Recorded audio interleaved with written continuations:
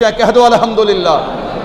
اب وقت پورا ہو گیا ہے، لیکن اگر ایک دیوانے کی بات نہ کروں تو خدا کی قسم بات ادھوری رہ جائے گی۔ بس اس کی بات سنیے اور میں بات ختم کرتا ہوں۔ اور وہ کون ہے جسے ذوالفقار علی بھٹو کہا جاتا ہے؟ سب کہہ دو رحمت اللہ علیہ۔ نہیں کہتے؟ کہہ دو رحمت اللہ علیہ۔ سیاسی لڑائی ہے، کہہ دو رحمت اللہ علیہ۔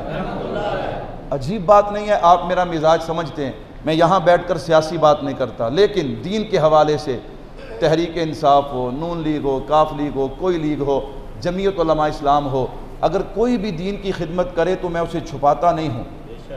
میرے بھائیوں، میں اور آپ پتہ نہیں ختم نبوت کے لیے قربانی دیں گے یا نہیں۔ ذوالفقار علی دے گیا، ذوالفقار علی۔ وہ شرابی تھا، میں نے کہا تھا۔ وہ زانی تھا، میں نے کہا ہوگا۔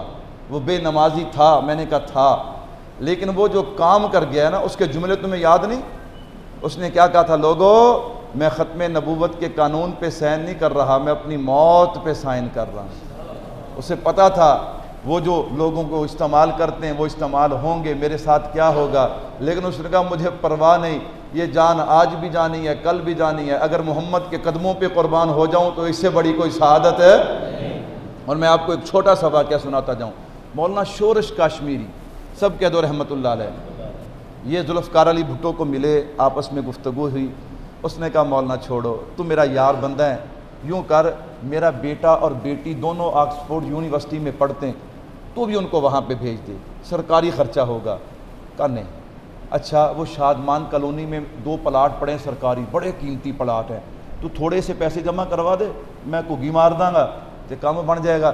ایک ویچی چنگی ٹوری کوٹھی دوسرے سے پائیں، زندگی گزار۔ کہا نہیں، جو اللہ نے چھت دی ہے نا وقت گزارنے کے لیے وہ کافی ہے، میں جس کام کے لیے آیا ہوں نا وہ کام کر۔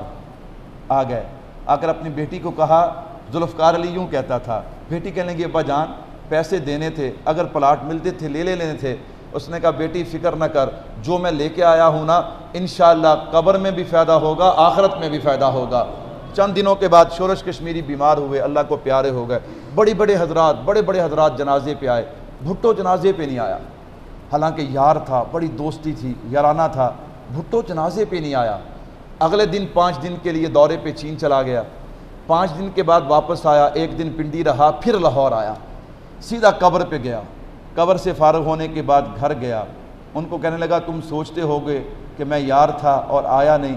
کہا میں نے اس سے ایک وعدہ کیا تھا، وہ وعدہ وفا کیے بغیر اگر میں اس کے جنازے پہ آتا تو مجھے شرم آتی تھی۔ کہا وہ وعدہ کیا تھا؟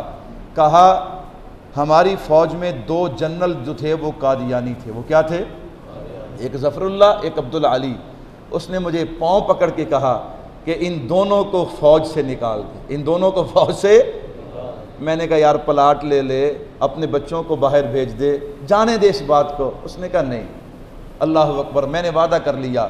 جب اس کا انتقال ہوا نا اس وقت تک میں نے جنرل فارغ نہیں کیے تھے، اگر میں ایسے ہی آ جاتا تو اس کے سامنے کیسے آتا، اس کا جنازہ کیسے پڑھتا، اگلے دن فارغ کر کے آتا تو میں نے 5 دن کے لیے چین جانا تھا، ملک میں انتشار پیدا ہو جاتا۔ میں دورہ کر کے واپس آیا ہوں، اب میں نے ان کو فارغ کر دیا ہے، ابھی شام کی جو خبریں آئیں گی ان میں سن لینا، میں ان دونوں کو فارغ ہو کے سرخ روح ہو کے اب اپنے یار کی قبر پہ آیا ہوں۔ میرے بھائیوں، اللہ سے دعا ہے اللہ مجھے اور آپ کو نبی کا سچا دین کا سپاہی اور غلام بنائے۔ وما علینا الا البلاغ۔